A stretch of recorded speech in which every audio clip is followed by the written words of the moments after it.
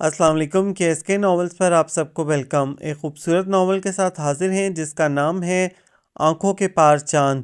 اس novel کی writer ہیں سائمہ اکرم چودھری۔ چلیں ناول کی جانب بڑھتے ہیں۔ بارش کی شدت کم ہو کر ہلکی ہلکی پھوار میں تبدیل ہونے لگی تھی۔ برآمدے میں پڑی ایک کرسی پر بیٹھی انا صحن میں تسلسل سے گرتی بوندوں کو انہماک سے دیکھے جا رہی تھی۔ گاہے بگاہے وہ گردن اٹھا کر گرجتے برستے آسمان کو بھی دیکھ لیتی، جہاں سیاہ بادل آج مکمل برسنے کے موڈ میں تھے۔ یوں لگتا تھا جیسے آسمان سے ایک عظیم الشان صاف شفاف پانیوں والی آبشار نے زمین کی طرف رخ کر لیا ہو۔ چھاجوں برسنے والے می کا تسلسل اب ٹوٹ گیا تھا۔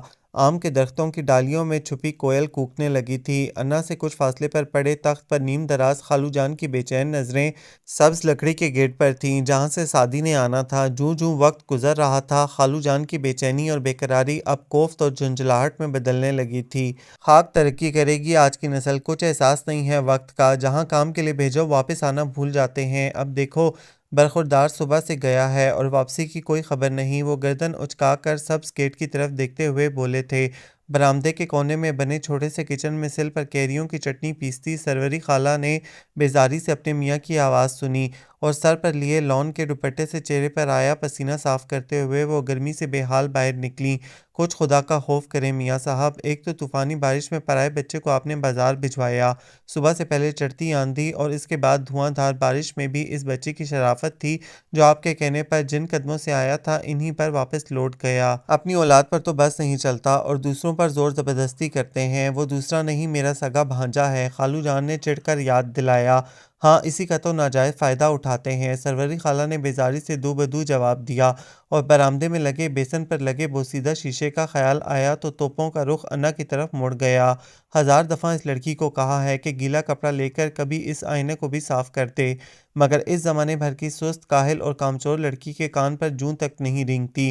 انا نے سستی سے لمبی جمائی لی اور سامنے صحن کی طرف دیکھا۔ وہ مصلحتاً خاموش رہی۔ پتہ نہیں کہاں رہ گیا ہے، بندہ ایک فون کر کے خیریت کی اطلاع ہی دے دیتا۔ خالو جان اب غصے سے بڑبڑائے تھے۔ سروری خالہ نے بھی تشویش بھری نظروں سے گرجتے برستے آسمان کو دیکھا اور فکر مندی سے بولی، آ جائے گا، ٹینشن کاہے کو لیتے ہیں، یہ کھانا کھائیں آپ سکون سے، آپ کی پسند کی کھڑی مسور کی دال اور بھگارے چاول ہیں، خدا غارت کرے وابڈا والوں کو، لگتا ہے کہ پتھر کے دور میں واپس چلے گئے ہیں۔ سروری خالہ کھانے کی ٹرے تخت پر رکھ کر ہاتھ سے پنکھا جھلنے لگیں، جبکہ خالو جان نے نظر اٹھا کر بھی ٹرے کی طرف نہیں دیکھا تھا، حالانکہ وہ کھانے پینے کے خاصے شوقین تھے۔ اب تو زندہ رہنا ہی عذاب ہو گیا، کاہے کو غریب زندہ رہیں گے۔ اناج روٹی بھاجی سب کی قیمتوں کو لگتا ہے پر لگ گئے ہیں۔ انسان اب بھلا کیا کھائے، غضب خدا کا، ایسی کمر توڑ مہنگائی بھلا کہاں سنی تھی۔ آٹا دال سبزی پھل سب کچھ مہنگا کر دیا گورنمنٹ نے، خدا غارت کرے ان کو۔ صبح سے فالسے کا شربت پینے کا دل کر رہا تھا، مگر قیمت سن کر تو مانو کرنٹ ہی لگا۔ توبہ توبہ، سروری خالہ اپنے میاں کی بے توجہی کے باوجود حسب عادت اپنے دل کے پھپھولے پھوڑنے میں مصروف تھیں۔ انا نے بیزاری اور خوف سے سروری خالہ کو دیکھا، جو جھالر والے ہاتھ کے پنکھے کو اتنی زور سے نہیں جھل رہی تھیں جتنی تیزی اور رفتار سے وہ بول رہی تھیں۔ انا تم کون سے خیالوں میں گم ہو، اٹھ کر کٹو بیگم کے ڈربے کا دروازہ کھول دو، صبح سے بارش کے ڈر سے بیچاری کو بچوں سمیت قید کر رکھا ہے، ذرا ڈربے کے اندر جھانک کر دیکھو، ننھی جانیں ہیں گرمی تو بڑے بڑوں کے ہوش اڑا رہی ہے، کہیں ان معصوموں کو کچھ ہو نہ جائے۔ سروری خالہ نے ٹرے اپنی طرف کھسکائی، بے تکلفی سے روٹی کے اوپر دال رکھی اور آرام سے کھانے لگیں۔ خالو جان نے بیزاری سے انہیں کھاتے دیکھا اور پھر گیٹ کی طرف نظر ٹکا دی، جہاں سے سعدی نے آنا تھا۔ وہ سامنے لگے وال کلاک پر نظریں ڈال کر ایک دفعہ پھر شروع ہو چکے تھے، دنیا آگے کو جا رہی ہے اور ہمارے خاندان کے لڑکے سستی اور کاہلی کے ریکارڈ توڑ رہے ہیں، نوجوان ہیں، میں 3 گھنٹوں میں 4 دفعہ بازار کے چکر لگا کے آ جاتا تھا، اور ایک ہی زمانے بھر کا نکما سعدی ہے، صبح 10 بجے کا گیا ہوا اور اب دوپہر کے 2 بج رہے ہیں۔ خالو جان حد درجہ بیزار ہو رہے تھے۔ انا نے ڈربے کا دروازہ کھولا تو مرغیوں کی فوج بے تکلفی سے لان کی طرف بھاگ نکلی تھی۔ خالو جان اپنے غم میں ڈوبے ہوئے تھے، ورنہ اس طوفانی دورے پر طوفان ضرور کھڑا کر دیتے۔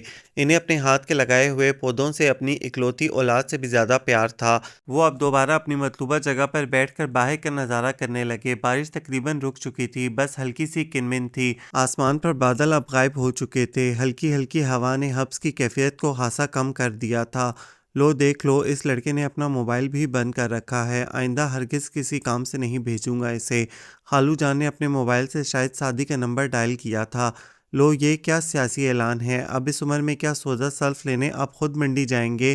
بینک میں بل جمع کروانے بس ایک دفعہ گئے تھے آپ، اور آج تک کانوں کو ہاتھ لگاتے ہیں۔ ہزار کام کر دیتا ہے یہ اپنا سعدی، آپ خواہ مخواہ اپنا خون جلا رہے ہیں۔ انا نے حیرت سے سروری خالہ کو دیکھا۔ وہ اپنی اکلوتی نند سے جتنا خار کھاتی تھیں اس کو اچھی طرح علم تھا، اور بعض دفعہ تو وہ سعدی کو بھی جھاڑ دیتی تھیں، لیکن وہ ڈھیٹ بنا ہنستا رہتا۔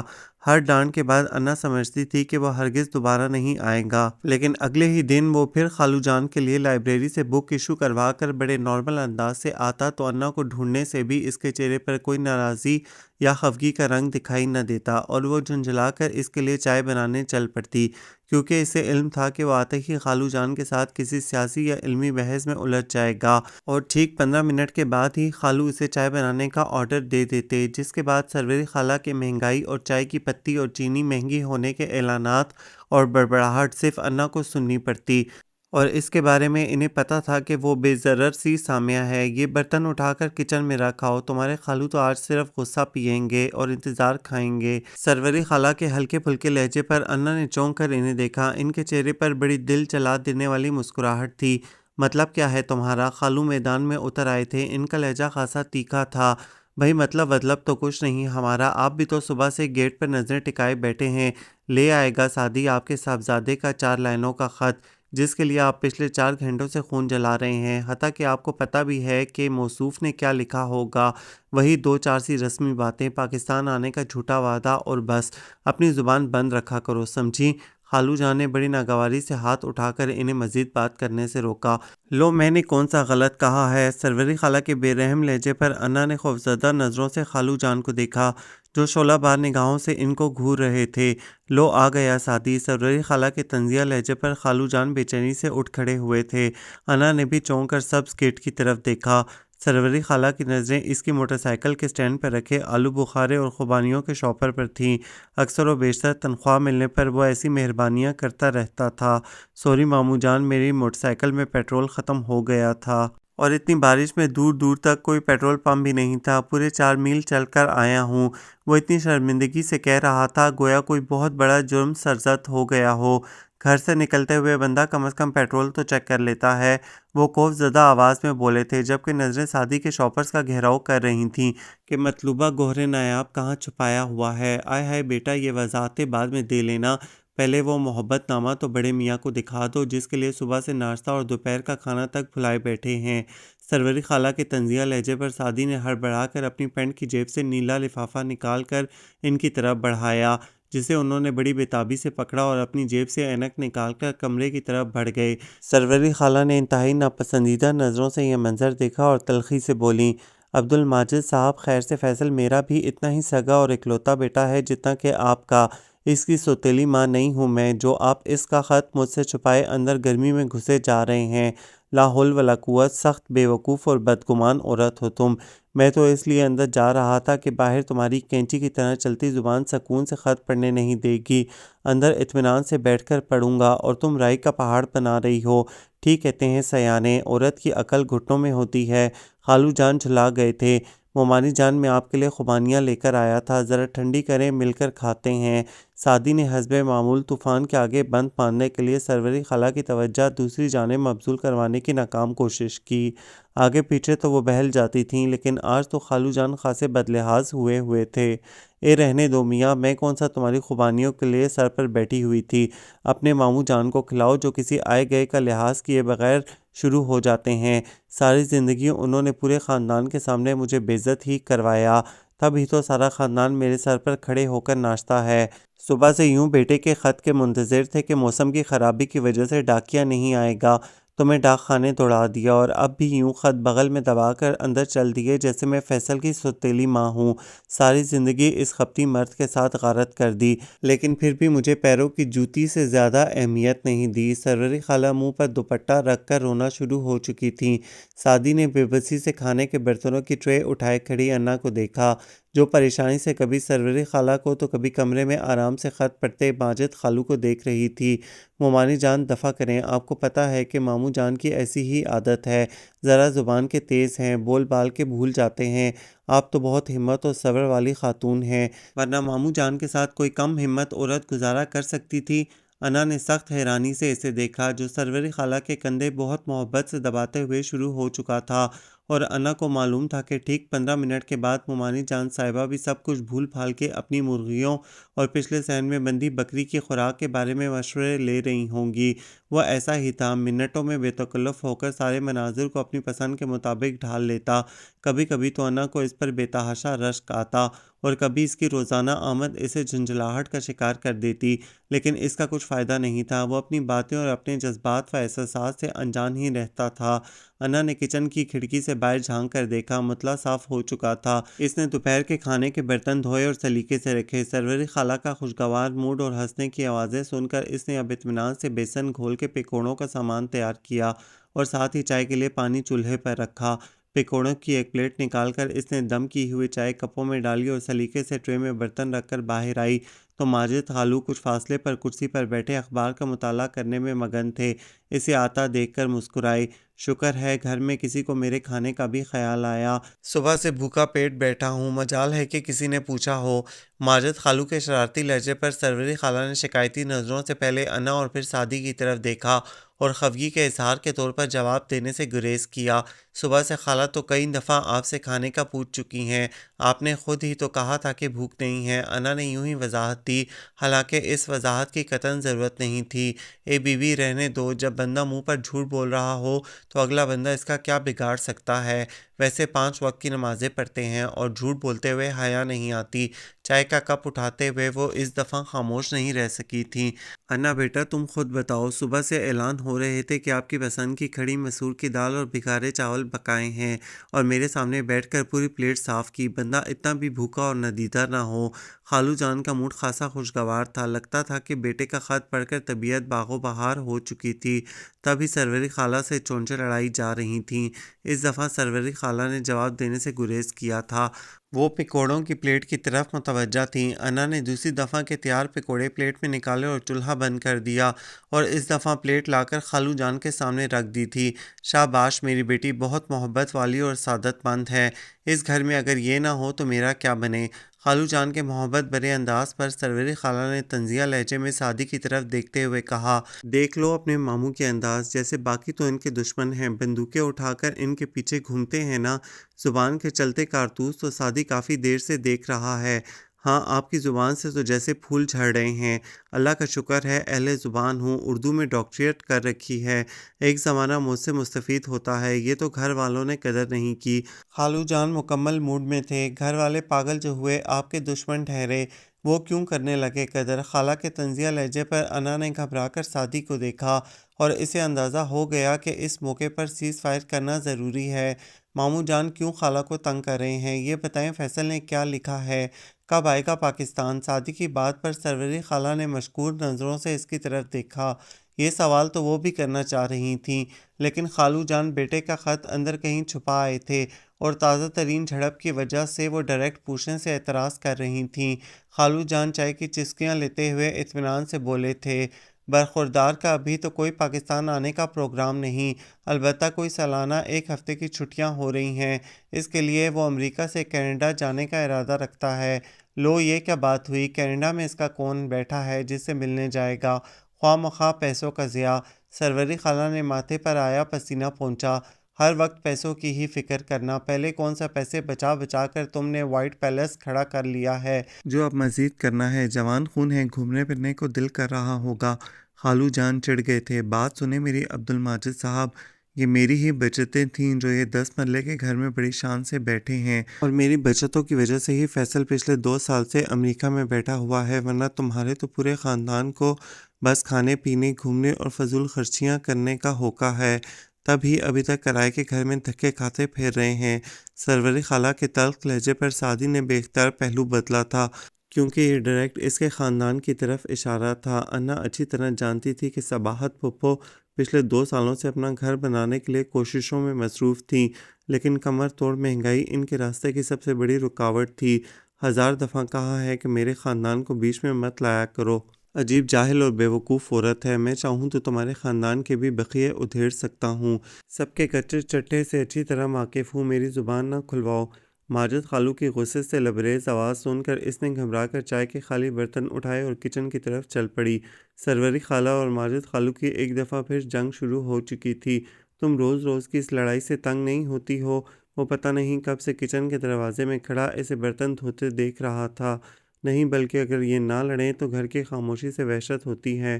انا کی سنجیدہ آواز میں دی گئی وضاحت پر وہ بے ساختہ ہنسا تھا۔ بڑی عجیب سی منطق ہے تمہاری۔ سچ پوچھو تو میں تو اکثر سوچتا تھا کہ مامور ممانی کی لڑائی سے انا تو بہت ڈسٹرب ہوتی ہوگی، لیکن آج پتہ چلا ہے کہ تم لڑائی نہ ہونے سے ڈسٹرب ہوتی ہو۔ میں بتاتا ہوں ممانی جان کو، اس نے بڑے خوشگوار انداز سے دھمکی دی۔ بتا دیں وہ یقین نہیں کریں گی۔ کیوں؟ اس نے حیرت سے اسے دیکھا۔ کیونکہ انہیں معلوم ہے کہ انا زیادہ باتیں نہیں کرتی، اپنے کام سے کام رکھتی ہے۔ وہ اب صافی سے ہاتھ صاف کر رہی تھی۔ یہ تو ہے، سعدی نے فوراً تائید کی۔ وہ ویسے بھی بہت صلح جو اور دوستانہ طبیعت کا حامل تھا۔ اسے اچانک یاد آیا، تم نے ایم اے کی تیاری شروع کی یا نہیں؟ وہ جو کتابیں اور سلیبس میں تمہارے لیے لایا تھا، مجھے لگتا ہے کہ تم نے کھول کر بھی نہیں دیکھی ہوں گی، ہے نا؟ سعدی کے پراعتماد لہجے پر انا نے چونک کر اسے دیکھا۔ یہ بندہ اندازے 100% درست لگاتا ہے، اس نے دل ہی دل میں سوچا۔ آپ کو کیسے پتہ چلا؟ سعدی نے بے بسی سے اسے دیکھا۔ او مائی گاڈ، اتنی نالائق اور سست لڑکی سے ہر بندہ یہی توقع رکھ سکتا ہے۔ سمجھ میں نہیں آتا کہ تم سارا وقت کرتی کیا ہو؟ گھر کے تینوں بندوں کا آخر کام ہی کتنا ہوتا ہے؟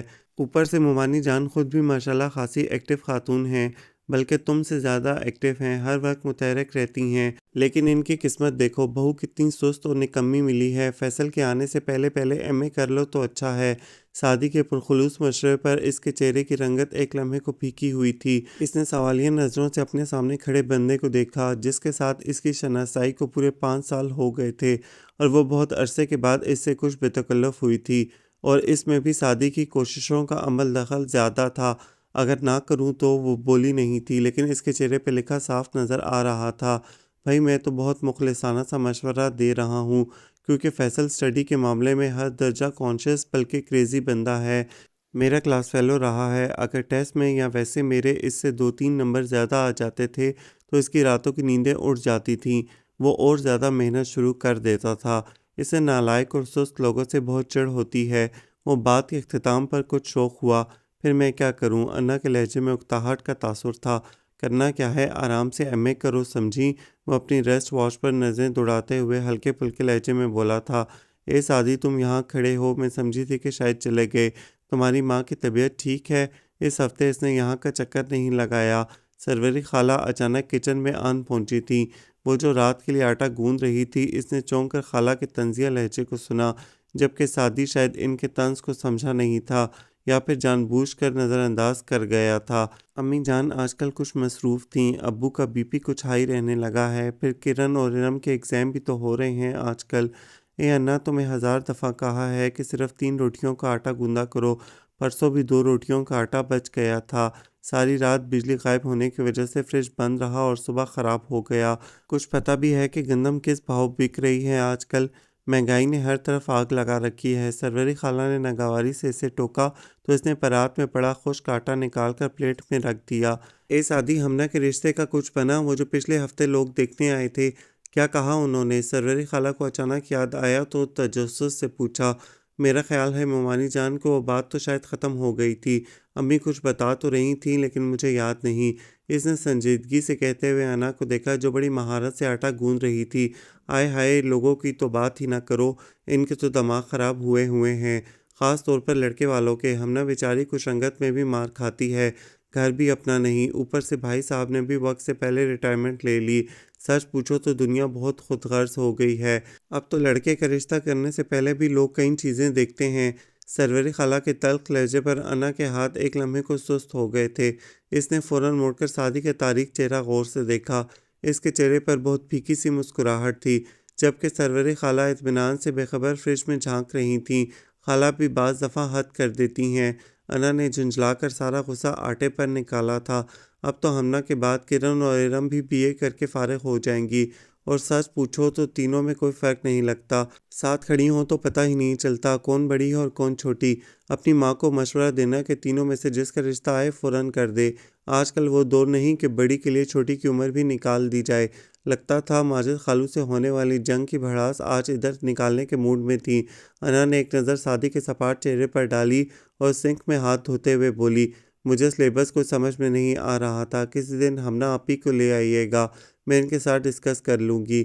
ہاں ہاں کیوں نہیں، وہ بمشکل مسکرایا تھا۔ بلکہ ہمنا آپی تو کئی دن سے کہہ رہی تھی کہ ماموں ممانی اور انا سے ملنے کو بہت دل چاہ رہا ہے، بلکہ مجھ سے لڑ رہی تھی کہ تم بینک سے وہیں چلے جاتے ہو، کسی دن مجھے بھی لے چلو۔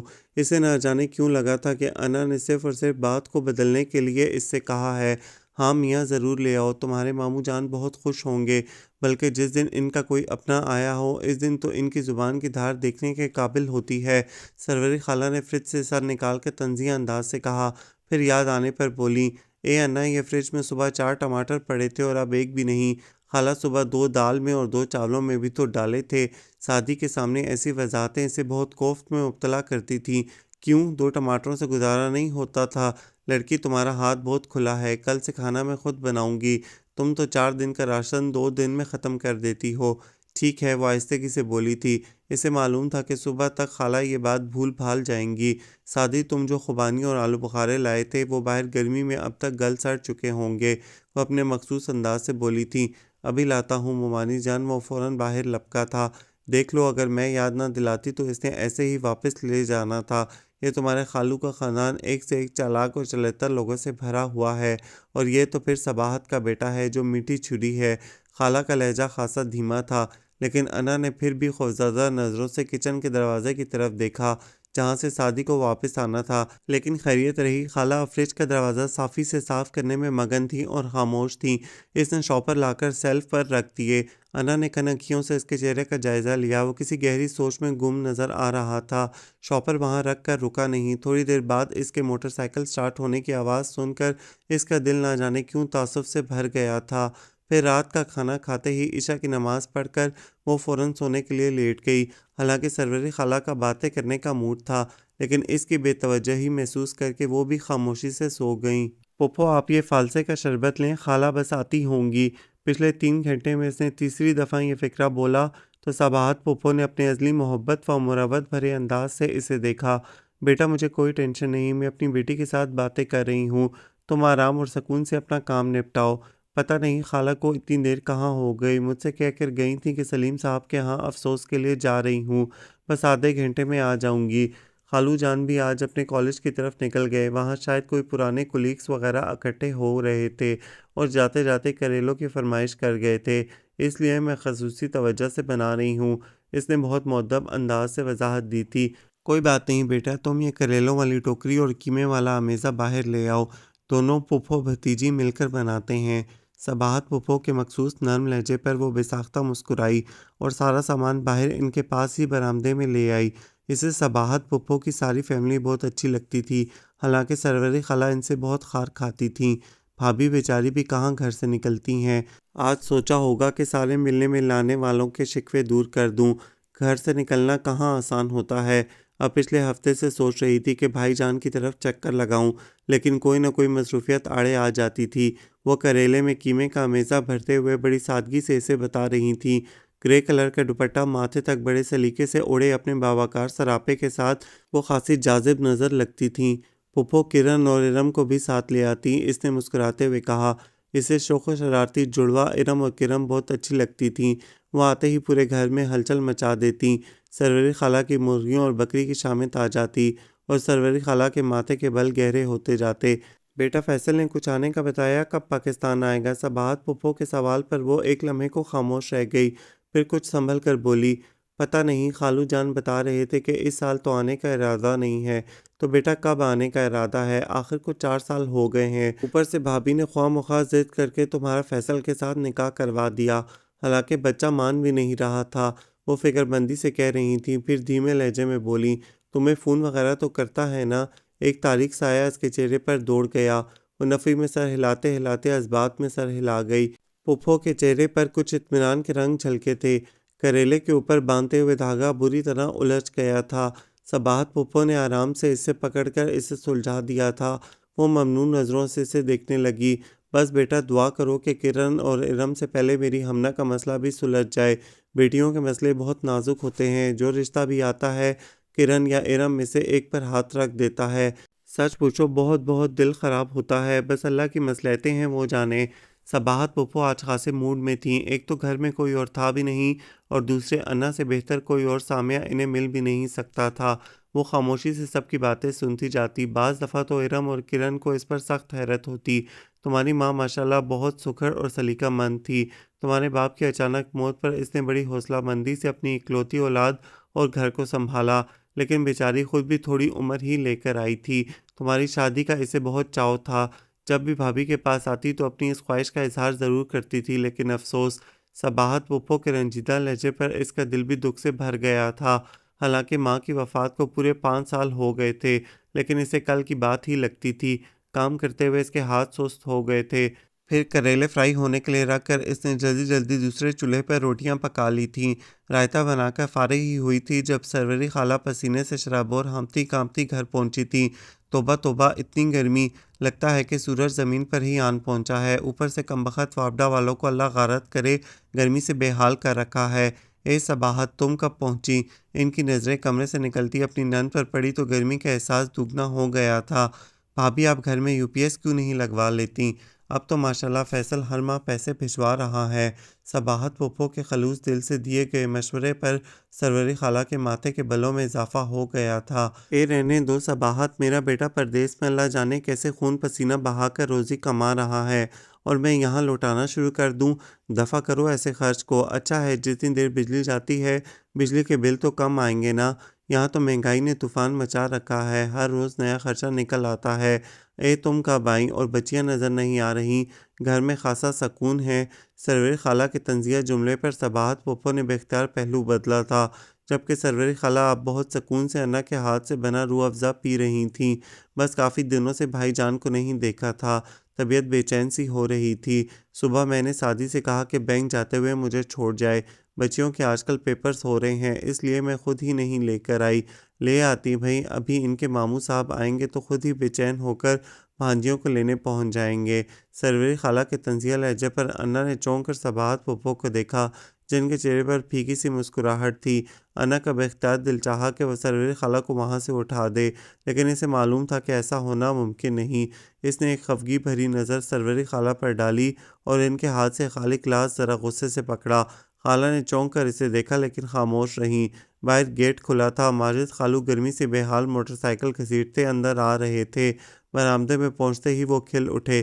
ارے صبا آئی ہیں! ان کے اشتیاق بھرے لہجے پر خالہ کے چہرے پر ابھرنے والے ناگواری کے تاثرات خاصے نمایاں تھے۔ تب ہی وہ گھٹنوں پر ہاتھ رکھ کر قدرے دھیمے لہجے میں بڑبڑائیں تھیں، لو اب ہوں گے محبت کے مظاہرے۔ اللہ جانے کون سی چاہت ہے جو ختم ہونے کا نام ہی نہیں لے رہی۔ کچن کے پاس کھلی کھڑکی سے انا نے ان کا یہ جملہ بخوبی سنا تھا۔ کمرے میں جاتے جاتے انہوں نے کھڑکی سے اندر جھانکا اور سرگوشی کے انداز میں بولی، 3-4 کریلے نکال کر فریج کے نچلے خانے میں چھپا دینا، تمہارے خالو نے دیکھ لیے تو پوٹلی بنا کر بھانجیوں کے گھر بھجوا دیں گے۔ ان کو تو ویسے بھی ہر اچھی چیز کھاتے ہوئے ہڑک اٹھتی ہے کہ کسی طریقے سے اپنی بہن کے گھر بھجوا دیں۔ حالانکہ اچھا خاصا دیکھتے ہیں کہ مہنگائی نے ہر بندے کا برا حال کر رکھا ہے۔ انا نے صرف سر ہلانے پر اکتفا کیا تھا۔ وہ خالہ کو بتاتے رہ گئی کہ صباحت پھپھو نے کریلے اس کے ساتھ ہی بھروائے ہیں، لیکن اسے معلوم تھا کہ وہ اس بات کو بھی قطعاً اہمیت نہیں دیں گی۔ تبھی وہ آرام سے سلاد بناتی رہی۔ کتنی دیر ہو گئی ہے صباحت کو آئے ہوئے؟ وہ اب رازداری سے پوچھ رہی تھیں۔ انا نے چونک کر برآمدے میں دیکھا، جہاں صباحت پھپھو اور ماجد خالو بڑے جوش و خروش سے باتوں میں مگن تھے۔ 4 گھنٹے تو ہو گئے ہیں، اس نے مختصراً جواب دیا۔ کیا؟ خالہ کو سن کر دھچکا لگا تھا۔ اچھا پھر اتنی دیر کیا کرتی رہی؟ کچھ نہیں، ادھر ادھر کی باتیں اور میرے ساتھ سبزی بنواتی رہیں۔ فیصل کے بارے میں تو نہیں پوچھا؟ انہوں نے کھوجتی نظروں سے اسے دیکھتے ہوئے ناگواری سے پوچھا۔ نہیں، اس نے صاف جھوٹ بولا تھا۔ حیرت ہے، خالہ کو بھی شاید یقین نہیں آیا تھا۔ تم نے یہ تو نہیں بتایا کہ فیصل نے 2 لاکھ بھجوائے ہیں پلاٹ کی قسطیں اتارنے کے لیے؟ انا نے احتجاجی نظروں سے خالہ کو دیکھا اور نفی میں سر ہلا دیا، جبکہ خالہ اس کی خفگی کی ذرا برابر بھی پرواہ کیے بغیر آرام سے کہہ رہی تھیں، اچھا کیا جو نہیں بتایا۔ اور بتانے کی ضرورت بھی نہیں، اپنے خالو کو بھی مت بتانا۔ میں آج بینک اسی سلسلے میں گئی تھی۔ فیصل نے مجھے خاص طور پر فون کر کے بتایا تھا کہ میرے اکاؤنٹ میں اس نے پیسے بھجوائے ہیں اور میں اس کے دوست کے توسط سے کوئی پلاٹ دیکھ لوں۔ کہہ رہا تھا کہ ابو جی کو بتانے کی ضرورت نہیں، وہ پھر پہلے کی طرح اپنی بہن کو اٹھا کر پکڑا دیں گے۔ لیکن وہ رقم تو پھپھو نے 5 مہینے بعد ہی واپس کر دی تھی۔ انا کے منہ سے بے اختیار پھسلا۔ کیسے واپس کی تھی میں ہی جانتی ہوں، ہر مہینے توڑ توڑ کر پیسے دیے، سارے پیسے ہی خراب کر دیے۔ اب آج کل ہمنا کے رشتے کے لیے بھاگ دوڑ ہو رہی ہے، کوئی رشتہ مل گیا تو پھر عذاب خرچے کا ہمارے سر۔ تمہارے خالو تو انتہائی بدھو ہیں، اس صبا چالاک اور مکار کی باتوں میں آ جاتے ہیں۔ خالہ متنفر انداز میں انتہائی دھیمے لہجے میں بول رہی تھیں۔ خالہ وہ سن لیں گی، انا نے دھیمی آواز میں انتہائی ناگواری سے کہا۔ سنتی ہے تو سن لے، میں کون سا کسی سے ڈرتی ہوں، وہ بے ساختہ بولی تھیں۔ پہلے فیصل پر نظریں جمائے بیٹھی تھی کہ اس کی کالی کلوٹی ہمنا کے لیے جیسے میں اپنا بیٹا قربان کر دوں گی۔ میں اتنی پاگل تھوڑی تھی، اس صباحت نے تو ساری زندگی میں میرا کلیجہ ہی جلایا۔ یوں آ کر میرے گھر کا سامان استعمال کرتی تھی جیسے لوٹ کا مال ہو، اور بھائی کو تو لگتا ہے کہ کچھ کھول کے پلا رکھا ہے۔ انہیں تو ساری زندگی بہن اور بھانجیوں کے علاوہ کچھ نظر آیا ہی نہیں، ساری زندگی بیوی اور بیٹے پر فوقیت دی، اور اب تک یہی حال ہے۔ انہوں نے سرد آہ بھری۔ انا نے اس قدر غلط بیانی پر جھنجھلا کر انہیں دیکھا اور حسب عادت خاموش رہی، جبکہ سروری خالہ کے چہرے کے تاثرات مزید سخت ہو گئے تھے۔ انہوں نے سعدی کو گیٹ سے اندر آتے ہوئے دیکھ لیا تھا۔ لو یہ صاحب بھی ٹپک پڑے، آدھا ٹپر تو یہاں دوپہر کا کھانا کھا جائے گا اور باقی ٹبر کے لیے ان کے پیارے ماموں جان ساتھ باندھ دیں گے۔ پتہ نہیں یہ منحوس چونکیں کب میری جان چھوڑیں گی۔ صباحت کی لالچی طبیعت کو دیکھتے ہوئے تو میں نے آنن فانن تمہارا نکاح فیصل سے کروایا تھا، حالانکہ بچہ مان بھی نہیں رہا تھا، لیکن میں نے سوچا کہ یتیم بچی ہے، نہ آگا نہ پیچھا، گھر کو گھر سمجھے گی۔ اور سچ پوچھو تو سارا خاندان میری اس نیکی پر واہ واہ کرتا ہے۔ انا کا چہرہ ایک لمحے کو تاریک ہوا تھا۔ حالانکہ تمہارے خالو کا تو مکمل ارادہ اپنی بھانجی لانے کا تھا، میں نے بھی چڑیلوں سے جان چھڑانے کے لیے مکاری کی اور تمہارے خالو سے جھوٹ بول دیا کہ فیصل کی خواہش ہے انا کے لیے۔ بس یہ سن کر تمہارے خالو تو چپ کے چپ رہ گئے۔ سروری خالہ اب کچن میں اس کے پاس آ کر بیٹھ گئی تھیں۔ اسے اپنی کیفیت خود بھی سمجھ میں نہیں آ رہی تھی۔ السلام علیکم ممانی جان، کیا حال ہے آپ کا؟ ماموں پوچھ رہے ہیں دوپہر کا کھانا ملے گا کہ نہیں؟ سعدی نے بڑے خوشگوار انداز سے کچن میں جھانکا تھا۔ وعلیکم، ٹھیک ہوں، مجھے کیا ہونا ہے؟ خالہ کے عجیب سے لٹ مار انداز پر انا نے جبرن چہرے پر مسکراہٹ سجا کر کہا، آپ چلیں، یہاں کافی گرمی ہے، خالو سے کہیں بس 2 منٹ میں کھانا لا رہی ہوں۔ اس نے فوراً ڈونگے میں سالن نکالنا شروع کر دیا تھا۔ جلدی بھجوا دو کھانا ورنہ تمہارے خالو کسی کی بھی پرواہ کیے بغیر شروع ہو جائیں گے۔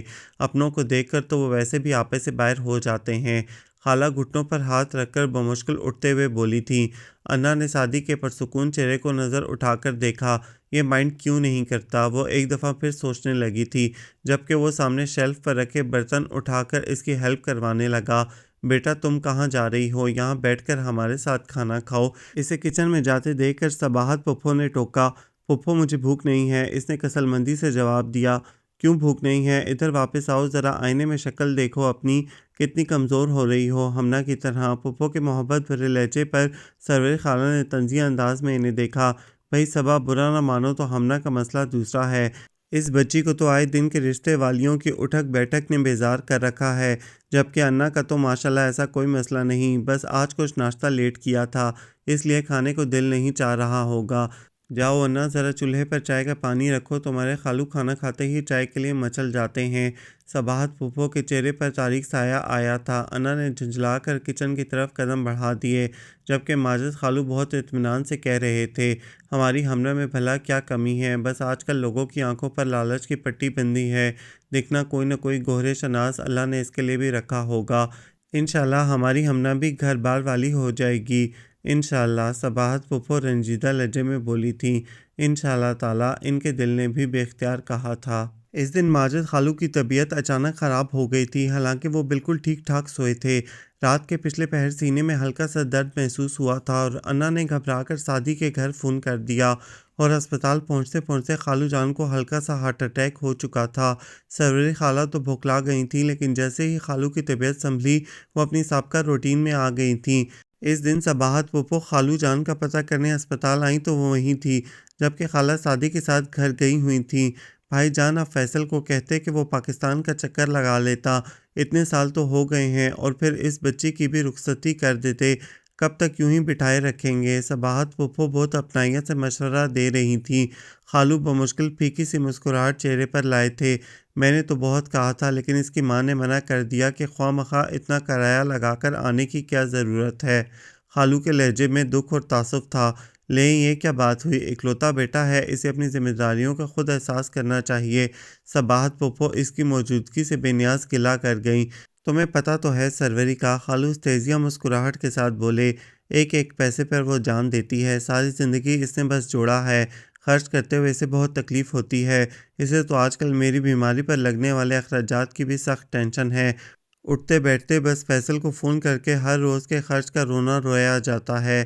استغفر اللہ، بھابھی بھی کبھی کبھی حد کر دیتی ہیں۔ صباحت پھپھو کو ہلکا سا غصہ آ گیا تھا۔ اس عورت نے مجھے زندگی میں بہت جگہوں پر شرمندہ کروایا ہے، تمہارے شوہر کا ایکسیڈنٹ ہوا اور میں چاہتے ہوئے بھی کوئی مالی مدد نہ کر سکا، گھر میں پہلے ہی ہنگامہ شروع ہو گیا، اوپر سے بیٹا بھی ماں کی ہر بات کو حرف آخر سمجھتا ہے، پتہ نہیں اتنا پیسہ جوڑ کر کیا کریں گے۔ انا نے چونک کر خالو کے سخت رنجیدہ چہرے کو دیکھا، وہ پہلی دفعہ اس کے سامنے ہی صباحت پھپھو کو اپنے دل کا حال بتا رہے تھے۔ اچھا فیصل کا فون آئے تو مجھ سے بات کروائیے گا، صباحت پھپھو نے کچھ سوچ کر کہا، رہنے دو، وہ بھی ماں کی طرح سخت بدلحاظ ہے۔ خالو آج کچھ زیادہ ہی رنجیدہ تھے۔ انا کو یاد آیا کہ اسے سروری خالہ کے گھر آئے پورے 5 سال ہو چکے تھے۔ سروری خالہ اس کی امی کی خالہ زاد بہن تھیں۔ انا کی والدہ اکلوتی تھیں اور شادی کے کچھ سال بعد میاں کی اچانک وفات ہو گئی تو انہوں نے ایک اسکول میں جاب کر کے اسے پالا تھا۔ وہ خاصی پراعتماد، باہمت اور حوصلہ مند خاتون تھیں، جبکہ انا ان کے بالکل برعکس ڈری سہمی اور اعتماد سے آری تھی۔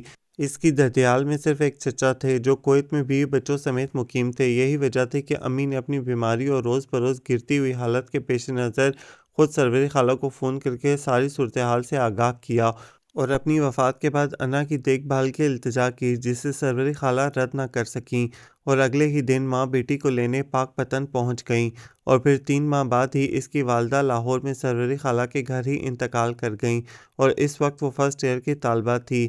ماجد خالو کھلے دل کے بڑے مہربان شخصیت کے حامل تھے، وہ اسے خود کالج چھوڑنے جاتے، جبکہ ان کا بیٹا فیصل ان کے بالکل برعکس کم گو اپنے کام سے کام رکھنے والا، بلکہ انا کو تو حد درجہ مغرور لگتا تھا۔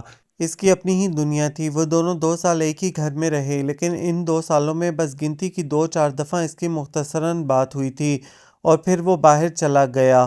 وہ اس وقت سیکنڈ ایئر کے ایگزام دے کر فارغ ہوئی تھی جب سروری خالہ نے ایک شام اچانک اسے اطلاع دی کہ کل صبح اس کا فیصل کے ساتھ نکاح ہے، اور یہ کہ اس کی والدہ کی رضامندی بھی اس میں شامل تھی، اور امی کی رضا کا سن کر وہ خاموش رہ گئی، اور ویسے بھی اسے کہاں بولنے کی عادت تھی، اور اپنی اسی عادت کی وجہ سے وہ سروری خالہ کی پسندیدہ لسٹ میں شامل ہو گئی تھی۔ اس دن وہ خالو جان کے لیے یخنی بنا کر فارغ ہوئی تھی اور ٹفن میں ڈال کر باہر نکلی تھی جب سعدی مسکراتے ہوئے گھر میں داخل ہوا۔ انا نے حیرت سے اسے دیکھا تو وہ فوراً وضاحت دینے لگا، بھائی تمہاری پڑوس والی آنٹی آج مجھے رو کر پوچھ رہی تھی کہ تمہاری منگنی شگنی ہو گئی ہے کہ نہیں۔ کون، آنٹی عالیہ؟ اس کے چہرے پر بھی مسکراہٹ دوڑ گئی۔ ہاں، اس نے اس بات میں سر ہلایا۔ پھر آپ نے کیا کہا؟ وہ بہت کم دلچسپی کا مظاہرہ کرتی تھی۔ میں نے کہا کہ جہاں میں چاہتا تھا، اس لڑکی کو بہت جلدی تھی شادی کروانے کی، اب پچھلے کچھ سالوں سے دل کو سمجھا رہا ہوں، اگر سمجھ آ گئی تو میں بھی کہیں کر لوں گا۔ اس کے زمینی لہجے پر انا نے الجھ کر اسے دیکھا، جو واش بیسن کے آگے کھڑا ہاتھ منہ دھو رہا تھا۔ آپ کہاں چاہتے تھے؟ بے ساختہ ہی اس کے منہ سے پھسل گیا تھا، گھبرا کر فوراً تار سے تولیہ اتارنے لگی تھی۔ تمہیں نہیں معلوم؟ تولیہ پکڑتے ہوئے اس نے بہت گہری نظروں سے اسے دیکھا تو انا کے دل کی دھڑکن ایک لمحے کو رک سی گئی، جبکہ وہ لاپرواہی سے اب منہ صاف کر رہا تھا۔ خالہ کا بھائنگی اسپتال سے، اس نے صاف بات بدلی تھی۔ اس کے بے ساختہ نظریں چرانے پر سعدی نے ٹھنڈی آہ بھری، اب ماموں کو کھانا دینے جاؤں گا تو واپسی پر ممانی کو لیتا آؤں گا۔ شام کو امی ان کے پاس رہیں گی۔ آپ کی امی بہت نائس اور مخلص خاتون ہیں، اللہ ان کو بہت اجر دے گا۔ انا کے سادہ لہجے پر سعدی نے چونک کر اسے دیکھا، وہ بہت کم کسی کے بارے میں کوئی تبصرہ کرتی تھی۔ تھینک یو، وہ خلوص سے مسکرایا۔ امی کو اصل میں اپنے اکلوتے بڑے بھائی سے محبت بھی تو بہت ہے نا۔ ہاں، لیکن آج کل کے دور میں لوگ کہاں محبتوں کی قدر کرتے ہیں، وہ ہر جذبے کے پیچھے کسی مقصد کو ڈھونڈنا شروع کر دیتے ہیں۔ وہ آج لمحہ لمحہ اس کو چونکا رہی تھی۔ ہاں تم ٹھیک کہتی ہو، لیکن میری تھیوری تھوڑی مختلف ہے۔ میرے خیال میں انسان جب بے غرض ہو کر کسی سے محبت کرتا ہے تو پھر وہ صلے کی توقع انسانوں سے نہیں رکھتا، اور اللہ نیتوں کا پھل ضرور دیتا ہے۔ انسانوں سے توقع رکھنا تو بہت بڑی بیوقوفی ہے۔ اس نے بہت غور سے سعدی کو دیکھا، جو کرسی کی پشت سے ٹیک لگائے بہت سنجیدگی سے اس کی طرف متوجہ تھا۔ توقع کے بیج کو کسی کھاد یا پانی کی ضرورت تھوڑی ہوتی ہے، یہ خود بخود تعلقی زمین پر پھوٹ پڑتا ہے اور دیکھتے ہی دیکھتے تناور درخت بن جاتا ہے۔ وہ پھیکی سی مسکراہٹ کے ساتھ بولی، ظاہر ہے توقعات بھی اپنوں سے ہی ہوتی ہیں، انسان راہ چلتے لوگوں سے تھوڑی توقعات رکھتا ہے، اگر ایسا نہ ہو تو اپنوں اور غیروں میں فرق ہی کیسے معلوم ہو۔ خیر ہے، آج بہت فلسفہ بول رہی ہو، کہیں فیصل نے تو کچھ نہیں کہہ دیا؟ اس نے اسے غور سے دیکھتے ہوئے چھیڑا۔ وہ استہزئی انداز میں ہنسی، اس کے پاس اتنا وقت کہاں، وہ تو ڈالروں کی دنیا میں اپنے ایک ایک لمحے کو کیش کرواتا ہے۔ رشتے ناتے اس کے لیے ثانوی چیزیں ہیں۔ انا، سعدی نے بغور دیکھا۔ کیا ہوا ہے، اتنی ہرٹ کیوں ہو؟ کچھ نہیں، وہ کچن کی طرف بڑھ گئی۔ ٹفن اسے پکڑاتے ہوئے وہ بہت عام سے لہجے میں پوچھ رہی تھی، خالو جان کب تک ہسپتال سے گھر شفٹ ہو جائیں گے؟ انشاءاللہ کل، سعدی نے یقین بھرے لہجے میں کہا۔ وہ دونوں چلتے چلتے اس کی بائک کے پاس آ گئے تھے۔ آم کے گھنے درخت پر بیٹھی کوئل بہت زور سے بولی تھی، اس دفعہ ماشاءاللہ آم خاصے لگے ہیں، کسی دن صفایا کریں گے۔ سعدی نے توصیفی نظروں سے درخت کو دیکھتے ہوئے شرارتی لہجے میں کہا، اس کی امید نہ رکھیں، یہ درخت پر لگے لگے گل سڑ جائیں گے، لیکن سروری خالہ کسی کو دینے کا حوصلہ نہیں کریں گی۔ خیر ہے، آج تو تم دکھی اور مظلوم بہوؤں کی طرح اپنی ظالم ساس کے خلاف گلے شکوے کر رہی ہو۔ مجھے لگتا ہے کہ مومانی جان نے کچھ کہہ دیا ہے اور کچھ زیادہ ہی شدید کہا ہے، ورنہ چھوٹی موٹی چیزوں پر اپنے تاثرات کو بیان کرنا تو تم ویسے ہی مناسب نہیں سمجھتی۔ وہ بائک پر بیٹھ چکا تھا۔ ہاں، بس مجھے دکھ ہوا ہے کہ خالو جان اتنے زیادہ بیمار ہیں اور خالہ اور فیصل اس وقت سے صرف خرچ ہونے والے پیسوں کا حساب کتاب کر کے ہلکان ہوئے جا رہے ہیں۔ اس کے صاف گو لہجے پر سعدی ہکا بکا رہ گیا۔ اسے ہرگز اس سے اس درجہ صاف گوئی کی توقع نہیں تھی۔ پھر سنبھل کر گویا ہوا، ڈونٹ وری، ان چیزوں کی ٹینشن مت لیا کرو، ماموں جان ان چیزوں کے عادی ہیں، ویسے زیادتی تو آج میرے ساتھ بھی ہوئی ہے۔ سعدی کی شرارتی نظروں پر وہ الجھی اور سوالیہ نظروں سے اسے دیکھا۔ بھائی میں نے آج جلدی میں صبح ناشتہ بھی نہیں کیا تھا، بریک میں اسپتال کھانا پہنچانا تھا، اس لیے یہاں آ گیا، تم نے بھی کھانے کا نہ پوچھا، میرے تو سمجھو صبح سے ستارے گردش میں ہیں۔ وہ بائک کو کک لگا کر تیز رفتاری سے نکل چکا تھا۔ گیٹ کے پاس کھڑی انا کا دل خفت اور شرمندگی کے احساس سے بھر گیا تھا۔ وہ خود کو کوستی ہوئی سست روی سے اندر کی طرف آ گئی تھی۔ خالو جان کو گھر آئے تیسرا دن تھا۔ بارش کے بعد موسم خاصا سہانا ہو گیا تھا۔ وہ آم کے درخت کے پاس کرسی بچھائے آرام سے نیم دراز اخبار پڑھنے میں مصروف تھے۔ جب وہ انہیں چائے کا کپ پکڑانے آئی تو انہوں نے سنجیدگی سے اسے خالی پڑی کرسی پر بیٹھنے کا حکم دیا۔ میں نے آج سعدی کو بلایا ہے، وہ بس آنے والا ہوگا، اس کے ساتھ اردو بازار جاؤ اور ایم اے کی کتابیں لے کر آؤ، اگلے مہینے داخلہ بھجواؤ اور پیپرز دو۔ جی؟ انا نے الجھن بھرے انداز سے ماجد خالو کو دیکھا جو حد درجہ سنجیدہ تھے۔ وقت کا کچھ بھروسہ نہیں ہے، پتہ نہیں کل کون سا وقت انسان کا منتظر بیٹھا ہو۔ آج کل کے دور میں بی اے کی کوئی وقت نہیں اور دنیا بہت خود غرض ہے۔ کوئی ڈگری پاس ہوگی تو کم از کم اپنے پیروں پر تو کھڑی ہو جاؤ گی۔ یہ 5,000 اپنے پاس رکھو اور اپنی خالہ کو بتانے کی ضرورت نہیں۔ انہوں نے پیسے اس کی طرف بڑھائے تو اس نے جھجکتے ہوئے لے لیے۔ میری زندگی کا کوئی بھروسہ نہیں، اللہ بخشے تمہاری ماں بہت نیک عورت تھی، اس نے اپنے کچھ زیورات امانتاً تمہاری خالہ کے پاس رکھوائے تھے، یقیناً تمہیں اس کا علم نہیں ہوگا، اور تمہاری خالہ کی فطرت سے میں بخوبی واقف ہوں، اس نے بھی تمہاری ماں کے بننے کے بعد بھاپ نہیں نکالی ہوگی۔ بہرحال میری مخالفت کے باوجود اس عورت نے وہ زیور تمہاری اجازت کے بغیر بیچے اور فیصل کو باہر بھجوا دیا، اور اب میرے بارہا کہنے کے باوجود وہ قرض اتارنے پر راضی نہیں۔ تم میرے لیے بیٹیوں کی طرح ہو، اس لیے اگر مجھے کچھ ہو جائے تو میں بتا رہا ہوں، قیامت کے دن اس خیانت کا ذمہ دار مجھے مت ٹھہرانا۔ میرا خدا گواہ ہے کہ میں نے ہر ممکن اس کو منع کیا تھا۔ بینک میں کچھ پیسے ہیں جو میں نے تمہارے نام جمع کروا دیے ہیں۔ خالو بہت دکھ اور تعصب بھرے لہجے میں بول رہے تھے۔ انا کو سن کر شدید شوق لگا تھا، وہ حقیقت میں لا علم تھی۔ وہ پھیکی سی مسکراہٹ کے ساتھ بولی، کوئی بات نہیں خالو جان، مجھے زیورات وغیرہ سے کوئی دلچسپی نہیں، میرے لیے ان کی اہمیت اس حد تک ہے کہ وہ میری ماں کے تھے، اس لیے شاید میں ان کو بہت سنبھال کر رکھتی۔ وہ بھی جبراً مسکرائے۔ بس بیٹا، اللہ تمہاری قسمت بہت اچھی کرے، لو سعدی آ گیا، اس کے ساتھ چلی جانا۔ انا نے چونک کر گیٹ کی طرف دیکھا جہاں سے سعدی اپنی بائک اندر لا رہا تھا۔ وہ فوراً اسے سلام کر کے اندر چلی گئی تھی، جلدی سے کپڑے تبدیل کیے اور کنگھی کر کے اپنی بلو کلر کی چادر لے کر باہر آ گئی تھی۔ سادی چائے پئیں گے آپ؟ نہیں، دیر ہو جائے گی۔ وہ بازو پر بندھی گھڑی دیکھتے ہوئے اٹھ کھڑا ہوا۔ ہاں ہاں جاؤ، واپسی پر چائے کھانا، سب کچھ کھا لینا۔ خالو جان کے عجلت بھرے انداز پر انا کے ساتھ سادی نے بھی چونک کر انہیں دیکھا اور پھر وہ کندھے اچکا کر اپنی بائک کی طرف بڑھ گیا۔ بازار میں انہیں صرف 1.5 گھنٹہ لگا تھا۔ وہ اسے اپنے کسی دوست کی دکان پر لے آیا تھا اور سلیبس لے کر خود ہی کتابیں نکال کر کاؤنٹر پر ڈھیر لگاتا جا رہا تھا۔ واپسی پر وہ اپنی سوچوں میں گم تھی اور اسے پتہ ہی نہیں چلا۔ چونکی تو اس وقت جب وہ اپنے گھر کے دروازے پر بائک روک چکا تھا۔ وہ مسکراتے ہوئے وضاحت دے رہا تھا، ہمنا آپی کافی دنوں سے کہہ رہی تھیں کہ انا سے ملنے کو دل چاہ رہا ہے اور آج تو میں انہیں خصوصی طور پر بتا کر گیا تھا کہ تمہیں لے کر آؤں گا، لیکن میں نے تو خالہ جان کو بتایا نہیں۔ وہ ہلکی سی پریشان ہوئی۔ ڈونٹ وری، ماموں جان بتا دیں گے۔ وہ گھر کے اندر داخل ہو چکا تھا۔ ارے انا باجی آئی ہیں، ہرا! صحن میں کھڑی کرن نے اسے دیکھتے ہی نعرہ لگایا اور چھلانگ مار کر اس کے گلے لگ گئی تھی۔ قسم سے ہم لوگ تو آپ سے ملنے کو ترس گئے تھے۔ پورے 1 مہینے سے تو امتحانوں کا عذاب سر پر مسلط تھا۔ امی کہیں بھی آنے جانے نہیں دے رہی تھیں۔ اوپر سے آپ بھی تو کبھی سال میں 1 دفعہ گھر سے نکلتی ہیں۔ یقین کریں مجھے بہت خوشی ہو رہی ہے آپ کو دیکھ کر۔ وہ اس کا ہاتھ پکڑے محبت اور اپنائیت سے کہہ رہی تھی۔ انا اس کی معصومیت پر مسکرا دی۔ پھر صباحت پھپھو، ہمنا، ارم اور پھوپھا جان کی ڈھیر ساری محبت اور گرمجوشی پر وہ بار بار شرمندہ ہوتی رہی۔ وہ بار بار صفائی دے رہی تھی کہ کہیں آنے جانے کے معاملے میں وہ خود چور ہے، ورنہ خالہ تو اسے منع نہیں کرتیں۔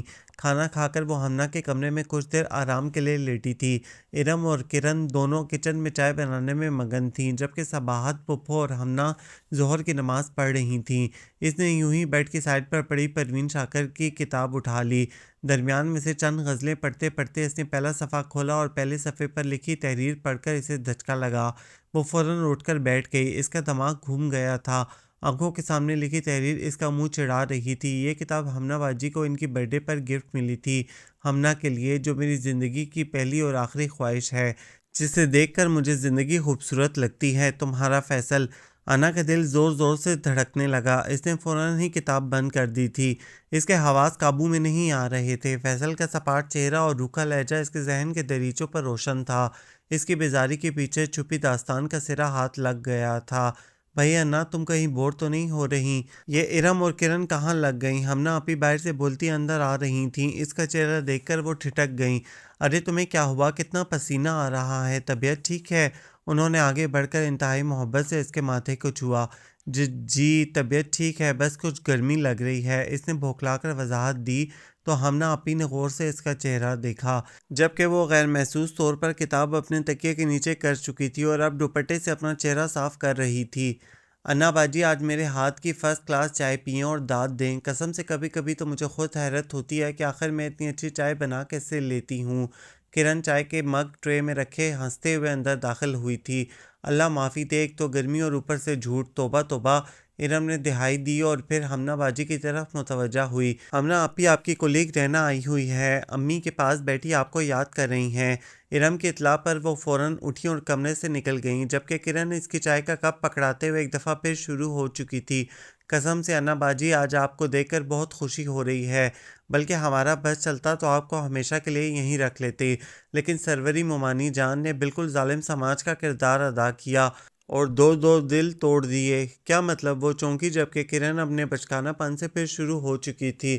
ہماری امی، اور سچ پوچھے تو سعدی بھائی کی بہت خواہش تھی، اور اوپر سے فیصل بھائی اپنی ہمنا باجی۔ وہ بولتے بولتے ایک دم رکی۔ ارم کی تنبیہی نظروں سے اسے اپنی غلطی کا احساس ہوا۔ ارے انا باجی آپ چائے پئیں، اسے بونگیاں مارنے کی بہت بری اور فضول عادت ہے، ایسے ہی فضول اور بتکا بولتی ہے۔ ارم نے فوراً بات کو سنبھالنا چاہا۔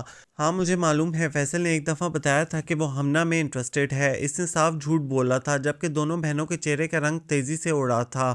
نہیں نہیں، یہ تو بہت پہلے کی بات ہے، اور پھر مومانی جان تو ایسا ہرگز نہیں کر سکتی تھیں۔ اس لیے تو فیصل بھائی فوراً باہر چلے گئے اور اب تو وہ بھول بھال بھی گئے، کبھی رابطہ بھی نہیں کیا۔ ارم نے فوراً صفائی دی، جبکہ انا ششدر تھی۔ اس نے بغور دونوں بہنوں کو دیکھا جو نظریں چرا رہی تھیں، اور اب تو رات جو ہمنا آپی کو دیکھنے آئے تھے انہوں نے پسند بھی کر لیا۔ اب ہماری طرف سے فائنل ہونا باقی ہے۔ انشاءاللہ ہماری ہمنا آپی کی شادی ہو جائے گی۔ ارم نے اس سے زیادہ خود کو تسلی دی تھی۔ انشاءاللہ! انا کے پرخلوص لہجے پر دونوں بہنیں چونکی تھیں۔ شام کو جب وہ سعدی کے ساتھ گھر پہنچی تو سروری خالہ کا موڈ خاصا خراب تھا۔ وہ کچن میں برتن دھوتے ہوئے مسلسل بڑبڑا رہی تھیں۔ انا نے چادر اتاری اور کچن میں ان کی مدد کے لیے پہنچ گئی۔ ابھی آٹا گوندنے کے لیے اس نے پرات اٹھائی ہی تھی کہ خالہ نے اس کے ہاتھ سے پرات زور سے کھینچی۔ رہنے دو بی بی، میں خود کر لوں گی۔ جب سارا دن بوڑھے خالہ اور خالو کو خیال نہیں کیا تو اب بھی یہ چونچلے کرنے کی ضرورت نہیں۔ بھلا کنواری لڑکیوں کا اتنے اتنے گھنٹے باہر رہنے کا کیا کام؟ ہمارے زمانے میں تو لڑکیوں میں شرم و حیا اور جھجک ہوتی تھی۔ مجال ہے بزرگوں کی اجازت کے بغیر گھر سے باہر قدم رکھا ہو۔ اب تو لحاظ ہی ختم ہو گیا ہے۔ میرے فیصل کو یہ باتیں بالکل پسند نہیں۔ خالہ آج بالکل بے لحاظ تھیں۔ کچھ صباحت کے نام سے وہ ویسے ہی چڑھتی تھیں۔ انہیں تو جب سے گھر آ کر اس کے جانے کا معلوم ہوا تھا گویا پتنگے لگے ہوئے تھے۔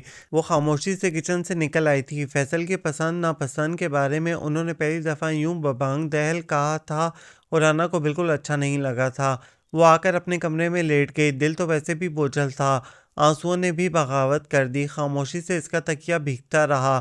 رات کے کھانے پر خالو جان اسے آوازیں دیتے رہے تھے لیکن وہ ڈھیٹ بنی لیٹی رہی۔ رات 10:30 بجے خالہ نے بے دھڑک اس کا دروازہ کھول کر کمرے میں آ گئی تھیں۔ فیصل کا فون ہے، تم سے بات کرنا چاہتا ہے۔ خالہ کے سپاٹ لہجے پر وہ بری طرح چونکی، جبکہ خالہ یہ اطلاع کر کے رکی نہیں تھیں۔ وہ سستی اور بیزاری سے چپل پاؤں میں ڈال کر باہر برآمدے میں آئی جبکہ خالہ پچھلے صحن میں جا چکی تھیں۔ ہیلو، وہ بیزاری سے بولی تھی۔ تم آج امی کی اجازت کے بغیر صباحت پھپھو کے گھر کیوں گئی تھیں؟ انا جیسے خواب سے ہڑبڑا کر جاگی تھی۔ جب تمہیں معلوم ہے کہ امی ایسی باتوں کو سخت ناپسند کرتی ہیں پھر تم ایسی حرکتیں کیوں کر رہی ہو؟ وہ سخت غصے میں تھا۔ لگتا تھا کہ خالہ نے اچھی خاصی برین واشنگ کی تھی۔ وہ ہمت اور الفاظ دونوں جمع کر کے بولی، پہلی بات تو یہ ہے کہ مجھے آپ کی صباحت پھپھو کے گھر جانے کا قطعاً شوق نہیں۔ آپ کے والد محترم نے کہا تھا اور کم از کم میں ان کو منع نہیں کر سکتی۔ آپ مجھے بتا دیں کہ مجھے اس گھر میں آپ کے والد صاحب کے مطابق چلنا ہے یا والدہ کے؟ دوسری طرف تو اس تلخ لہجے پر گویا سانپ سونگھ گیا تھا۔ اس کی بات اور لہجہ دونوں ہی غیر متوقع تھے۔ اچھا ابو نے کہا تھا، وہ تھوڑا سا سنبھل کر بولا تھا۔ اب لہجے سے سختی اور درستی کا عنصر بھی غائب تھا۔ جی ہاں، ورنہ مجھے سیر سپاٹوں کا کوئی شوق نہیں، وہ رکھائی سے بولی۔ خیر کیا حال تھا صباحت پھپھو کا؟ وہ فوراً گھبرا کے بولا تھا۔ ٹھیک تھیں، سب آپ کا پوچھ رہے تھے، اس نے بہت چپتے ہوئے لہجے میں کہا۔ اچھا کون کون؟ اس کا انداز خاصا عجیب تھا۔ سوائے ہمنہ آپی کے سبھی نے پوچھا تھا۔ اس کا انداز بھی خاصا جتاتا ہوا تھا۔ اور ہمنہ کا کہیں رشتہ وغیرہ فائنل ہوا؟ وہ پہلی دفعہ اس سے فون پر بات کر رہا تھا اور سوائے اس کی ذات کے سب کے بارے میں اسے فکر تھی۔ انا کو یوں محسوس ہوا جیسے کسی نے اس کے ہاتھ پر دہکتا ہوا انگارہ رکھ دیا ہو۔ آپ کو کیوں ٹینشن ہے؟ آپ تو میدان چھوڑ کے بھاگ گئے تھے۔ اس نے گویا فیصل کے سر پر بم پھوڑا تھا۔ وہ بھوکلا گیا۔ مطلب کیا ہے تمہارا؟ کیا بکواس کر رہی ہو؟ کون سا میدان اور کیسا میدان؟ یہ کون سی خرافات تمہارے دماغ میں بھر دی گئی ہیں؟ انہی فضول باتوں سے امی ڈرتی تھیں، تبھی تمہیں جانے نہیں دیتی تھیں۔ وہ تلملا کر رہ گیا۔ چپ چاپ کم گو اور دبو سی انا کا یہ روپ ہی اس کے لیے ناقابل یقین تھا۔ کوئی نہ کوئی بات تو تھی نا۔ انا تو آج آتش فشاں بنی ہوئی تھی۔ دوپہر سے اسے اپنی ذات کے پرخچے اڑتے ہوئے محسوس ہو رہے تھے۔ وہ بہت تیز تند لہجے میں بولا تھا، کوئی بات نہیں تھی، میری بچپن کی بے وقوفی تھی، جذباتیت تھی۔ وہ بے وقوف لڑکی پتہ نہیں کون کون سے خواب آنکھوں میں سجا بیٹھی، ورنہ اس سے شادی کر کے مجھے ملنا ہی کیا تھا؟ کنویں کا مینڈک بن کر رہ جاتا۔ اوپر سے معاشی لحاظ سے اس کا خاندان خاصا کمزور، میں کہاں کہاں ان کی مدد کرتا۔ نہ بابا نہ، میں اتنا بے وقوف نہیں تھا۔ تبھی باہر کا چانس بنا تو فوراً یہاں چلا آیا۔ تو مجھ سے شادی کر کے آپ کو کیا ملنا تھا؟ وہ چونک کر سپاٹ لہجے میں بولی، کم از کم میرے بوڑھے ماں باپ کے پاس تو رہو گی اور پھر بھاگ بھاگ کر میکے جانے والا بھی کوئی مسئلہ نہیں۔ وہ روانی میں بول رہا تھا۔ انا کو زبردست دھچکا لگا تھا۔ وہ بہت اونچائی سے نیچے گری تھی۔ اس نے خاموشی سے ریسیور کریڈل پر رکھ دیا تھا۔ اسی لمحے ماجد خالو کمرے سے نکلے۔ ان کے کندھے جھکے ہوئے تھے۔ انا نے گلہ آمیز نظروں سے انہیں دیکھا۔ اسے نہ جانے کیوں لگا تھا جیسے خالو نے اندر رکھے ایکسٹرا ٹیلی فون سیٹ سے ان کی گفتگو کا کوئی نہ کوئی حصہ ضرور سنا ہے۔ بیٹا مجھے اندر سے جائے نماز لا دو۔ انہوں نے بے اختیار نظریں چرائی تھیں۔ وہ بمشکل قدم اٹھاتی اندر داخل ہوئی اور الماری سے جائے نماز نکال کر باہر آئی تو خالو کسی گہری سوچ میں گم تھے۔ ان سے کچھ فاصلے پر بچھی چارپائی پر لیٹی سروری خالہ گہری نیند میں مدہوش تھیں۔ وہ خاموشی سے خالہ کے پاس خالی چارپائی پر لیٹ گئی۔ حلق میں کانٹے اگ گئے تھے۔ اسے یوں لگا تھا جیسے وہ ویران صحرا میں بالکل اکیلی کھڑی ہو۔ دل آج اچانک بغاوت پر اتر آیا تھا۔ اپنی محبت سے لبریز ماں کا چہرہ ذہن میں آتے ہی اس کی آنکھیں بھر آئیں۔ وہ اکلوتی ہونے کی وجہ سے کافی لاڈلی تھی اور امی تو ایک لمحے کو بھی اسے آنکھوں سے اوجھل ہونے نہیں دیتی تھیں۔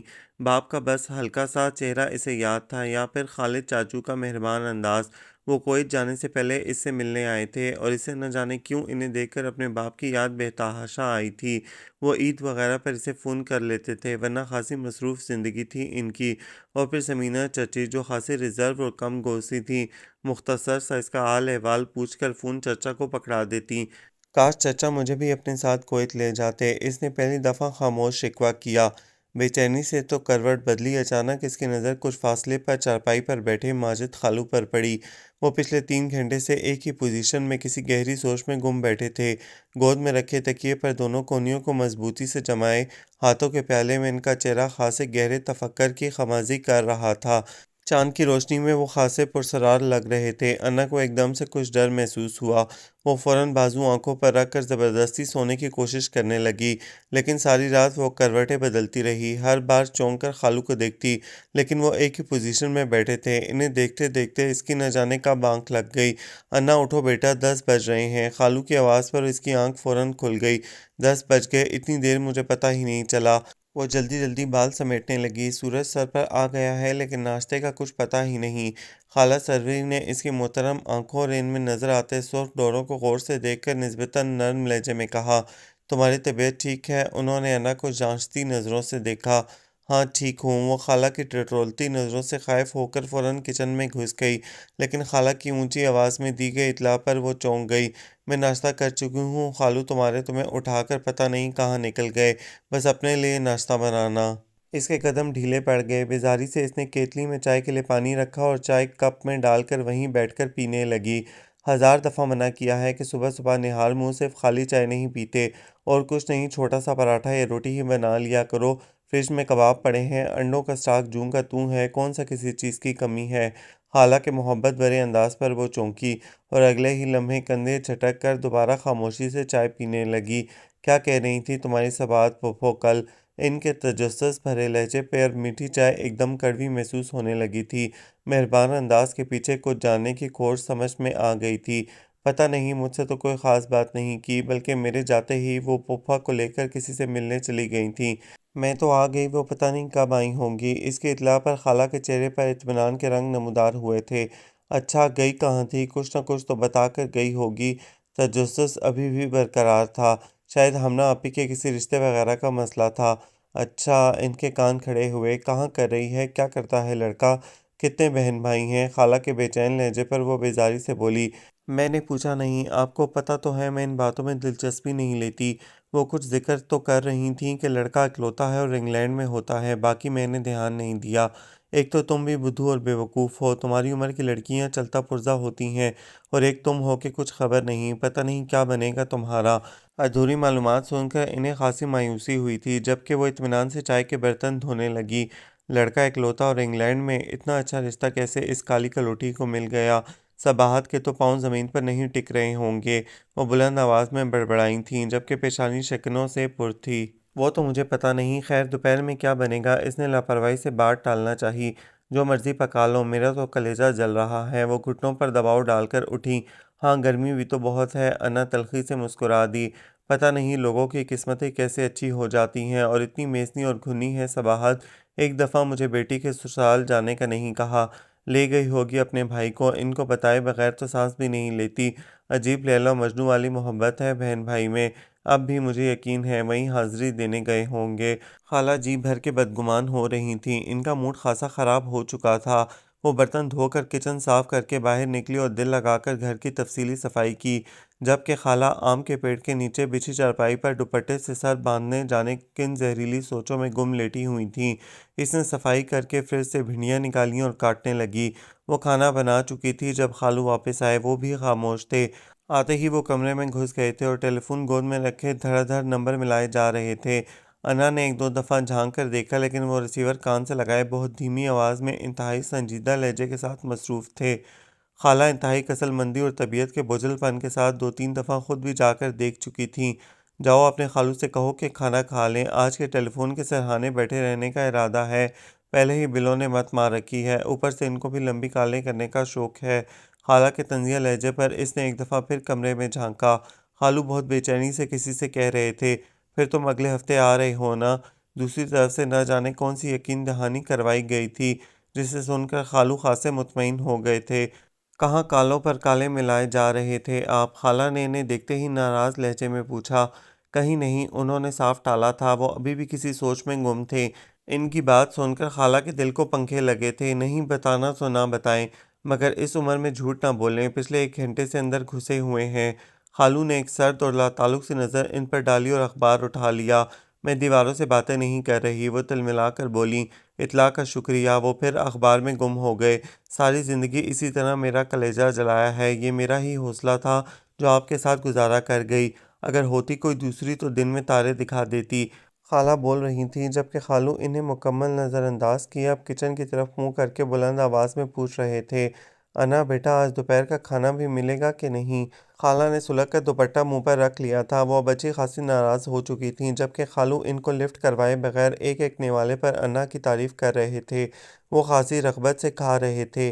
शाम को खाला चादर उठाकर अपना गम हल्का करने पड़ोस में चली गई थीं, और वो खालू की फरमाइश पर चाय बनाकर इनके पास पहुंची तो उन्होंने बहुत अजीब सवाल इससे किया। अन्ना बेटा, तुम मेरे लिए क्या सोचती हो? क्या मतलब खालू जान? वो बुरी तरह चौंकी। मेरा मतलब है बेटा, तुम्हारी ज़िंदगी में मेरी क्या हैसियत है? इसने हैरत से खालू का चेहरा देखा, जो कसौटी कसौटी खेलने के मूड में थे। आप मेरे लिए बाप की जगह पर है, इसने मुख्तसरन जवाब दिया। तो क्या कोई बाप अपनी बेटी के लिए गलत फैसला कर सकता है? जानते बूझते वो न जाने कौन सा इत्मीनान चाह रहे थे। नहीं, इसने पुरएतमाद अंदाज से जवाब दिया। तो मैं तुम्हारे लिए कोई फैसला करूं तो तुम्हें मंजूर होगा? खालू के मोहब्बत भरे अंदाज पर वो चौंक गई थी और फिर कुछ संभल कर बोली, हाँ मुझे मंजूर होगा। सोच लो, वो बहुत गौर से इसका चेहरा देख रहे थे। ये तो खालू जान फिर बाप और बेटी के रिश्ते पर शक करने वाली बात है। इसके पुरएतमाद लहजे पर वो बेसाख्ता मुस्कुरा दिए और इसके सर पर हाथ रखकर बड़े शफकत भरे अंदाज में बोले, बस फिर इत्मीनान रखो, मैं तुम्हारे लिए कोई गलत फैसला नहीं करूँगा, क्योंकि मैं खुद गर्ज नहीं। अन्ना बुरी तरह चौंकी। इसका दिल बड़ी रफ्तार से धड़का था और शरियानों में खून 4 गुना होकर दौड़ने लगा था, लेकिन वो कोई और सवाल करने की जुर्रत नहीं कर सकी थी। फैसल ने अचानक ही से तलाक के कागजात भिजवा दिए थे और साथ में अपनी ब्रिटिश बीवी के साथ शादी की तस्वीर भी। वो और खाला फटी फटी आंखों से कागजात को देखती रह गईं। ये क्या बकवास है? फैसल का दिमाग ठीक है? इसकी अक्ल क्या घास चरने गई हुई है? पागल कुत्ते ने काट लिया है क्या इसे? खाला अपना ज़ब्त खो चुकी थीं। कुछ अकल से तुम भी काम लो। खालू ने मलामती नज़रों से इन्हें देखा। वो खिलाफ तवक्का खासे परसुकून थे, जबकि अन्ना बहुत बुलंदी से नीचे गिरी थी। वो खामोशी से दोनों मियाँ बीवी को देखे जा रही थी, जबकि खाला की आवाज़ मारे तैश के कपकपा रही थी। मुझे नंबर मिला कर दें इस बेगैरत का। इतना बड़ा फैसला माँ से पूछे बगैर आखिर इसने करने की जुर्रत कैसे की? ये इतना खुदमुख्तार कब से हो गया? माँ बाप का बुढ़ापा रोल दिया। क्या वो फिरंगन हमें बुढ़ापे में संभालेगी? हाय हाय फैसल, तुझे अल्लाह पूछे, मेरे कलेजे पे हाथ डाल दिया तूने। वो बुलंद आवाज़ में रो रही थीं। इसी लम्हे सबाहत फूफो और सादी घर में दाखिल हुए थे। वो दोनों हक्का बक्का अंदाज से अंदर का मंजर देख रहे थे। सबाहत फूफो लपक कर खाला के पास पहुंची थीं। खैरियत तो है भाभी? आखिर हुआ क्या है? सरवरी खाला सारी रंजिशें भुलाए इनके सीने से लगी धुआंधार रोने लगीं। अन्ना ने बेजारी से यह मंजर देखा था। वो मुश्किल उठी और अपने कमरे में जाकर पलंग पर लेट गई। तकिया इसने अपनी आंखों पर रख लिया था। खाला के बैन करने की आवाज़ें अंदर आ रही थीं। इसने उंगलियां अपने कानों में घुसा ली थीं। वो कुछ भी सुनना नहीं चाहती थी। इसे लेटे हुए कई घंटे हो गए थे जब धीरे से दरवाज़ा खुला और किसी ने कमरे की सारी लाइटें जला दी थीं। बेवकूफ़ हो गई हो, उठो, ये शौक बाद में मना लेना। वैसे भी वो सेल्फिश बंदा इस काबिल नहीं है कि कोई अच्छी लड़की इसके लिए अपना कीमती वक्त ज़ाया करे। सादी पुरखुलूस लहजे में कहते हुए कुर्सी घसीट कर इसके पलंग के पास ले आया था। इसने फ़ौरन तकिया हटाया और सपाट लहजे में कहा, मुझे कतन कोई दुख या अफसोस नहीं है, लेकिन ये अफसोस ज़रूर रहेगा कि ऐसा कदम मुझे खुद बहुत पहले उठा लेना चाहिए था। मुझे तो खाला से हमदर्दी है। वो बालों को जूड़े में लपेटते हुए उठ बैठी थी। दुपट्टा फैला कर ले लिया था। सादी ने गौर से इसके चेहरे को देखा। वहाँ वाकई किसी दुख और मलाल के रंग न पाकर वो खासा मुतमईन हो गया था। मुमानी जान की तुम फिक्र न करो, इनकी फैसल से फ़ोन पर बात हो चुकी है, और जब से फैसल ने इन्हें बताया है कि इसकी बीवी करोड़ों के एक सुपर स्टोर की इकलौती मालिक है, खाला का दुख आधा कम हो चुका है। सादी के तंजिया लहजे पर एक तेजिया मुस्कुराहट इसके चेहरे पर दौड़ गई थी। हाँ, कुछ लोगों के दुख वाकई पैसों से कम हो जाते हैं। انا کے تلخ لہجے پر وہ ایک دم چپ سا ہو کر رہ گیا تھا۔ وہ اٹھ کر واش روم میں چلی گئی تھی۔ پورے 5 منٹ بعد وہ منہ ہاتھ دھو کر باہر آئی تو سعدی نے اس کا چہرہ غور سے دیکھا۔ وہ کوئی بھی رنگ اس کے چہرے پر باوجود کوشش کے نہ تلاش کر سکا تھا۔ خالو جان کیا کر رہے ہیں؟ وہ تولیے سے منہ پوچھتے ہوئے عام سے لہجے میں پوچھ رہی تھی۔ ماموں ذرا باہر نکلے ہیں، امی اور ممانی جان صحن میں ہیں، میں چائے بنا کر لایا تھا، سوچا کہ اکٹھے مل کر پیتے ہیں۔ اس نے سائڈ ٹیبل سے کپ اٹھا کر اسے پکڑایا اور اس نے آرام سے پکڑ بھی لیا۔ اور تم نے ایم اے کی کتابیں اور سلیبس دیکھا؟ وہ بہت دوستانہ انداز سے پوچھ رہا تھا۔ ہاں دیکھا تھا، لیکن کچھ چیزیں میری سمجھ میں نہیں آ رہی تھیں، سوچا تھا کہ کسی دن ہمنا آپی کے ساتھ ڈسکس کروں گی۔ وہ چائے کا کپ ٹرے میں رکھتے ہوئے بولی تھی۔ گرم چائے نے اس کے لبوں کو جلا دیا تھا۔ اگر ڈسکس کرنا ہے تو فوراً کر لو، کیونکہ اگلے ماہ ہمنا آپی کی شادی ہے، پھر تمہیں مجھ سے فیضیاب ہونا پڑے گا۔ ریلی اسے حقیقتاً خاصی خوشی ہوئی تھی۔ کب؟ وہ بہت بے چینی سے بولی تھی۔ بھائی بتایا تو ہے کہ اگلے ماہ۔ وہ مسکرایا۔ اگلے ماہ کی کوئی ڈیٹ بھی تو ہوگی، وہ جھنجھلائی۔ 24، اس نے بھی فوراً جواب دیا۔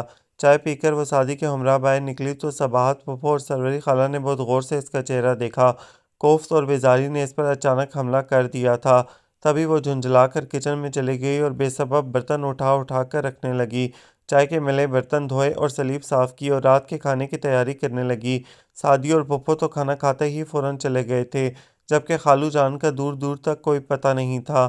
وہ سارے کاموں سے فراغت پا کر باہر نکلی تو اسے محسوس ہوا کہ خالہ جان اس سے نظریں چرا رہی تھیں۔ وہ خاموشی سے اپنے بستر پر لیٹ گئی۔ اسے اپنا آپ بہت خالی خالی محسوس ہو رہا تھا۔ اب کیا ہوگا؟ یہ ایسا سوال تھا جس کے متعلق وہ سوچنا نہیں چاہتی تھی، لیکن نہ چاہتے ہوئے بھی یہ سوال بار بار اس کے ذہن میں ابھر رہا تھا اور اس کے پاس کوئی جواب نہیں تھا۔ خالو جان رات تقریباً 11:45 واپس آئے تھے۔ وہ خاصے تھکے تھکے سے تھے۔ وہ کھانا گرم کر کے ان کے لیے لائی تو انہوں نے ہاتھ کے اشارے سے اسے بیٹھنے کو کہا۔ بیٹا مجھ سے اکیلے کھانا نہیں کھایا جائے گا، اگر تم ساتھ شامل ہوگی تو ٹھیک ہے، ورنہ پھر اٹھا کر لے جاؤ، وہ دو ٹوک انداز میں بولے تھے۔ خالو جان، اس نے احتجاجی نظروں سے انہیں دیکھا۔ وہ دل میں اترنے کا فن جانتے تھے۔ پھر خاموشی سے اٹھ کر ایک اور پلیٹ اٹھا لائی اور بے دلی سے لقمے توڑنے لگی۔ تمہاری خالہ نے کھانا کھایا ہے؟ انہوں نے سرسری انداز سے پوچھا۔ جی، اس نے اس بات میں سر ہلا دیا۔ بیٹا ہوگی تو زحمت، لیکن کیا ایک کپ چائے مل جائے گی؟ خالو جان کے التجائیہ لہجے پر وہ فوراً سر ہلاتے ہوئے اٹھی اور 15 منٹ بعد وہ 2 کپ لیے باہر تھی۔ ٹھنڈی ہوا نے موسم خاصا خوشگوار کر دیا تھا اور چاند کی روشنی میں لائٹ جلانے کی ضرورت قطعاً محسوس نہیں ہو رہی تھی۔ اس نے گہری نیند سوئی خالہ کو رشک بھری نظروں سے دیکھا۔ خالو جان، آپ کے پاس خالد چچا کا نمبر ہوگا؟ وہ ان کے پاس بیٹھ کر کچھ جھجکتے ہوئے بولی۔ خالو بری طرح چونکے۔ ہاں ہے، لیکن کیوں؟ میں ان سے بات کرنا چاہتی ہوں۔ وہ ایک دم کسی نتیجے پر پہنچ گئی تھی۔ تم یہاں سے جانا چاہتی ہو؟ ان کے 100% درست اندازے پر اس نے سر ہلا کر تائید کی۔ وہ پھیکی سی مسکراہٹ چہرے پر سجا کر بولے، میں جانتا تھا تمہارا اب یہی فیصلہ ہوگا۔ وہ دانستہ خاموش رہی۔ انا، 1 ہفتہ پہلے میں نے تم سے بات کی تھی اور کہا تھا کہ اگر میں تمہارے بارے میں کوئی فیصلہ کروں تو تمہیں اعتراض تو نہیں ہوگا، تمہیں یاد ہے؟ وہ بہت سنبھل کر گویا ہوئے۔ جی، اس کے منہ سے بے ساختہ نکلا، لیکن ساتھ ہی اس نے خوفزدہ نظروں سے ان کی طرف دیکھا۔ وہ کسی اور جذباتی فیصلے کی بھینٹ نہیں چڑھنا چاہتی تھی۔ خالو نے چائے کا کپ ٹرے میں رکھا اور اس کو بغور دیکھا۔ تمہیں معلوم ہے کہ فیصل نے 1 سال پہلے سے شادی کر رکھی تھی؟ جی، وہ بری طرح چونکی اور الجھن بھرے انداز سے انہیں دیکھا جو کوئی اور نیا انکشاف کرنے جا رہے تھے، اور یہ کہ یہ بات اس کی ماں کو پچھلے 1 سال سے ہی پتہ تھی۔ شریانوں میں بھاگتا خون پل میں منجمد ہو گیا۔ وہ کوئی سوال کرنے کے قابل نہیں رہی تھی۔ پھٹی پھٹی نظروں سے انہیں دیکھتی رہی۔ وہ خالہ کے صبح والے ڈرامے کو سمجھنے سے قاصر تھی۔ فیصل کی ماں نے صرف اور صرف میرے سامنے سچا ہونے کے لیے صبح وہ وویلا کیا تھا تاکہ میں سے کوئی الزام نہ دے سکوں۔ وہ انتہائی شرمندہ لہجے میں بول رہے تھے۔ مجھے 1 مہینہ پہلے تمہارے چچا نے فون پر فیصل کی شادی کی اطلاع دی تھی۔ وہ کویت سے کسی کام سے امریکہ گئے تھے اور جاتے ہوئے مجھ سے اس کا ایڈریس اور فون نمبر لے کر گئے تھے۔ وہ تو اسے سرپرائز دینے کے چکر میں بغیر بتائے گئے اور آگے ان کے لیے فیصل کی بیوی سرپرائز بن کر کھڑی تھی۔ تب انہوں نے مجھے فوراً اطلاع دی اور میں نے فیصل کو جواب طلبی کے لیے فون کیا اور کہا کہ وہ تمہیں فوراً فارغ کر دے، لیکن وہ خود غرض ماں کا خود غرض بیٹا تھا جس کی رگوں میں خود غرضی خون کی طرح دوڑ رہی ہے۔ وہ صرف اور صرف ہماری تنہائی کی وجہ سے تمہیں چھوڑنا نہیں چاہتا تھا اور پاکستان آنے کا بھی اس کا کوئی ارادہ نہیں تھا۔ میری ناراضی پر اس نے صاف صاف کہا کہ اس شادی کی اطلاع اس نے اپنی ماں کو دے دی تھی اور ماں نے ہی کہا تھا کہ اپنے باپ اور انا کو اس کی بھنک تک نہ پڑنے دینا۔ وہ دل گرفتی سے بول رہے تھے، لیکن پھر میں نے صاف صاف دو ٹوک انداز میں اسے کہا کہ انا کو تمہاری شادی کی اطلاع نہیں ہے، لیکن اس کے باوجود وہ تمہارے ساتھ رہنا نہیں چاہتی۔ اس نے مجھ سے کہا ہے کہ فیصل اسے چھوڑ کر کہیں بھی شادی کر سکتا ہے، اور میرے منہ سے یہ بات سن کر وہ کئی لمحے تک بول ہی نہیں سکا۔ وہ اس تیزی انداز میں ہنسے۔ انا کی سانسیں بحال ہونا شروع ہو گئی تھیں۔ اس نے تشکر بھری نظروں سے انہیں دیکھا۔ وہ کبھی سوچ بھی نہیں سکتا تھا کہ کوئی اسے بھی ٹھکرا سکتا ہے۔ اس کی مردانگی کے لیے یہ بہت بڑی چوٹ تھی۔ وہ ایسی سٹیج پر تھا جہاں وہ تمہیں چھوڑتا تب بھی اس کے لیے ذلت والی بات تھی، اور اگر ساتھ رکھتا تو اس سے بھی بڑھ کر ضلالت والی بات تھی۔ تب اس نے مجھ سے پوچھا کہ کیا انا کہیں اور انٹرسٹڈ ہے؟ پھر انا نے بے چینی سے پہلو بدلا۔ میں نے کہا کہ دونوں طرف پسندیدگی کا عنصر برابر ہے۔ انا نے بے چینی سے خالو جان کو دیکھا جو فیاضی سے مسکرا رہے تھے۔ اسے ایک ٹھنڈی لہر اپنے اندر اترتی محسوس ہوئی۔ آپ نے کیا کہا؟ وہ بےتابی سے بولی تھی۔ پہلے یہ بتاؤ کہ تمہیں میرا فیصلہ منظور ہوگا نا؟ تم مجھے اس چیز کا اختیار دے چکی تھیں۔ اس نے سخت خوفزدہ نظروں سے انہیں دیکھا۔ وہ خاصے مطمئن اور بالکل خوش دکھائی دے رہے تھے۔ یقین کرو اس فیصلے پر بہت سارے لوگوں کی خوشی کا دارومدار ہے۔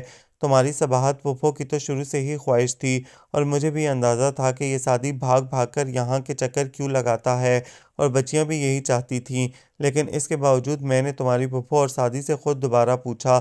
وہ تو احساس تشکر سے کافی دیر تک بول ہی نہ سکے۔ میں نے بھی کہہ دیا کہ اب ڈبل رشتہ ہو جائے گا، میں ماموں ہی نہیں بلکہ سسر بھی بن جاؤں گا، اور میرے لیے پہلے انا اور اس کے بعد باقی لوگ ہوں گے۔ وہ خاصے مطمئن لہجے میں بول رہے تھے۔ میں خود بھی یہی چاہتا تھا کہ میری بیٹی قدر کرنے والے لوگوں کے گھر میں جائے، حالانکہ میری یہ خواہش بھی تھی کہ تم اسی گھر میں رہو، لیکن بیٹا میں کیا کروں؟ میں سب کچھ ہو سکتا ہوں لیکن خود غرض نہیں۔ میں کسی کی زندگی کو اپنی خود غرضی کی بھینٹ نہیں چڑھا سکتا۔ انا بے یقینی سے انہیں دیکھے جا رہی تھی۔ یقین کرو بچیوں کو جب پتہ چلا انہوں نے گھر میں ہنگامہ مچا دیا۔ تمہاری پھوپھو نے فوراً شکرانے کے نفل پڑھے۔ وہ بہت نرم دل، مخلص اور نیک خاتون ہے۔ اس گھر میں پیسے کی فراوانی نہیں لیکن پیار، محبت اور اپنائیت وافر ہے۔ انہیں بولتے بولتے احساس ہوا کہ وہ بالکل چپ ہے۔ انہوں نے کھوجتی نظروں سے اسے دیکھا۔ انا، ان کے لہجے میں خوف اور اندیشے تھے۔ کیا تمہیں میرا فیصلہ پسند نہیں آیا؟ انہوں نے خوفزدہ نظروں سے اسے دیکھا۔ نہیں خالو جان۔ پھر؟ بس کچھ سمجھ میں نہیں آ رہا، وہ صاف گوئی سے بولی تھی، لیکن مجھے ایک چیز کا اطمینان ہے کہ کوئی باپ جان بوجھ کر اپنی بیٹی کے لیے غلط فیصلہ نہیں کر سکتا، اور مجھے آپ پر بھرپور اعتماد ہے۔ اوہ! خالو جان نے ایک لمبی سانس لی اور شفقت بھرے انداز سے اس کا سر سہلایا۔ وہ اب خاصے مطمئن تھے۔ جبکہ اپنے بستر پر لیٹتے ہوئے اس نے سوچا کہ خدا کبھی کبھی اس طرح بھی دل پسند منزلیں سامنے لے آتا ہے کہ بندہ بے یقینی سے بس دیکھتا ہی رہ جاتا ہے۔ وہ آسمان پر موجود روشن چاند کو دیکھتے ہوئے مسکرائی۔